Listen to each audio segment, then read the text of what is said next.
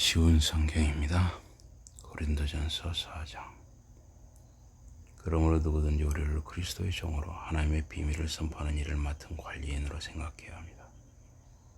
무엇을 맡은 관리인은 신실해야 합니다. 여러분이 나를 심판하든 세상의 법정이 나를 심판하든 나는 조금도 상관치 않습니다. 나 자신도 나를 심판하지 않습니다. 나는 양심에 거리끼는 것이 하나도 없습니다. 그러나 그 말이 곧 내가 죄 없는 사람이란 뜻은 아닙니다. 나를 심판하시는 분은 오직 주님뿐이십니다. 그러니 여러분은 주께서 오실 때까지는 어떤 일이 있었어도 미리 심판하지 마십시오. 그분이 오셔서 어둠 속에 감추어진 것들을 밝혀내시고 마음속에 숨겨진 생각들을 드러내실 것입니다. 그때의 사람마다 하나님에게서 저마다 적절한 칭찬을 받을 것입니다. 형제자매 여러분, 저는 여러분을 위해 이 모든 것을 아폴로와 나 자신에게 적용하여 설명했습니다. 내가 그렇게 한 것은 여러분이 우리를 본보기로 삼아서 쓰인 것을 넘지 말아라 라는 말의 뜻을 배우게 하려는 것이었습니다. 그렇게만 하면 여러분은 어느 한 사람을 편들고 다른 사람을 업신여기며 뽐내는 일이 없을 것입니다. 누가 여러분을 다른 사람들과 다르게 보아줍니까? 여러분이 지금 가진 것 가운데 하나님에게서 받지 않은 것이 있습니까? 모두가 받은 것인데 어찌하여 받지 않은 것처럼 자랑합니까? 여러분은 벌써 바라는 것은 다 가지고 있다고 생각합니다. 벌써 부자가 다 되었습니다. 여러분은 벌써 왕노릇을 하고 있습니다. 우리를 제쳐놓고 말입니다. 여러분이 정말 왕이었으면 어떻게나 좋겠습니까? 그러면 여러분과 함께 우리도 왕노릇 좀 해볼 수 있겠습니다. 그러나 하나님께서는 나와 다른 사도들에게는 가장 낮은 자리를 주신 것 같습니다. 그분은 우리를 모든 사람이 지켜보는 경기장에서 죽임을 당하기로 되어 있는 서양수들처럼 내놓으셨으니 하는 말입니다. 우리는 온 세상 사람뿐 아니라 전사들을 위한 구경거리가 되었습니다. 우리는 그리스도를 위하여 바보가 되었는데 여러분은 그리스도 안에서 그렇게도 지혜로운 사람이 되었습니다. 우리는 약하나 여러분은 강합니다. 여러분은 영예를 누리나 우리는 멸시를 받습니다. 바로 이 순간에도 우리는 굶주리고 목마르고 헐벗고 매맞고 정처 없이 돌아다니고 있습니다. 우리는 먹고 살기 위해 우리 손으로 열심히 일합니다. 사람들이 우리를 저주하면 우리는 그들에게 복을 빌어줍니다. 사람들이 우리를 박해하면 우리는 그 박해를 참고 견딥니다. 사람들이 우리를 욕하면 우리는 좋은 말로 응답합니다. 이 순간까지 우리는 땅의 찌꺼기처럼 세상의 쓰레기처럼 되었습니다. 나는 여러분을 부끄럽게 하려고 이런 말을 하는 것이 아닙니다. 오히려 여러분을 나의 사랑하는 자녀들 같이 타일러 잘못을 고치게 하려는 것입니다. 그리스도 안에서 여러분의 신앙생활을 지도해 줄 스승은 만 명이 있을지 모르는 아버지는 많지 않습니다. 기쁜 소식을 통하여 나는 그리스도 예수 안에서 여러분의 아버지가 되었습니다. 그래서 내가 여러분에게 간청합니다.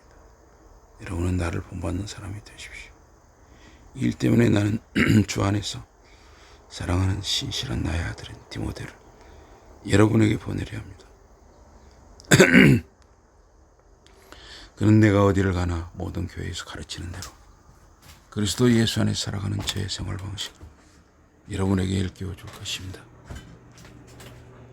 여러분 가운데 몇 사람은 아주 교만해졌습니다. 그들은 내가 여러분에게 다시 가지 않으리라고 생각하는 모양입니다. 그러나 주께서 허락하시면 나는 머지않아 여러분에게 갈 것입니다. 가서 이 교만한 사람들이 얼마나 웅변적으로 말을 잘하는지가 아니라 이들이 정말로 하나님의 능력을 가지고 있는지를 알아보겠습니다. 하나님의 나라는 웅변적인 말로 드러나는 것이 아니라 하나님의 능력으로 사는 삶으로 드러나기 때문입니다. 여러분은 어느 쪽을 원하십니까? 내가 매를 가지고 여러분에게 가는 것이 좋겠습니까? 아니면 사랑과 온유한 마음을 가지고 가는 것이 좋겠습니까?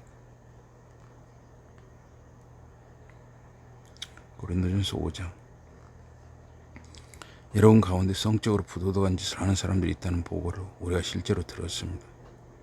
자기 아버지 아내와 같이 사는 사람이 있다고 하는데 그런 일이 이방 사람 가운데서도 볼 수 없는 것입니다.